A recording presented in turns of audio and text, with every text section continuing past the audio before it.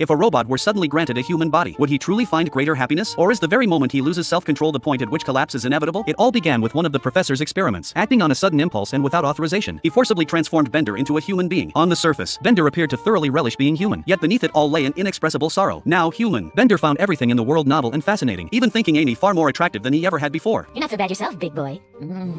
Hey, that felt great. Mwah.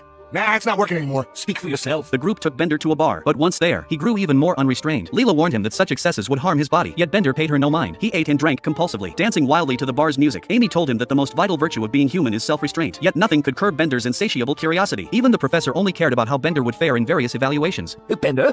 Yeah, goodbye, moderation! Bender continued to indulge himself without any moderation. He danced wildly with countless women at the bar, then headed straight to a dessert shop to gorge himself afterward. After just 1 week, when he reappeared before everyone, he had turned into an obese man barely able to move. My God! He needs medical attention! Still, the professor insisted Bender's transformation marked a milestone in human-machine interaction. The others, however, argued that his actions violated the ethics of scientific research, and they roundly condemned what the professor had done. Bender, on the contrary, thought their way of thinking was hopelessly old-fashioned. In that single week, he experienced a life he had never known before, and his heart was filled with complete contentment. Young man, you have opened our minds and swayed our hearts. Let us therefore— Harder!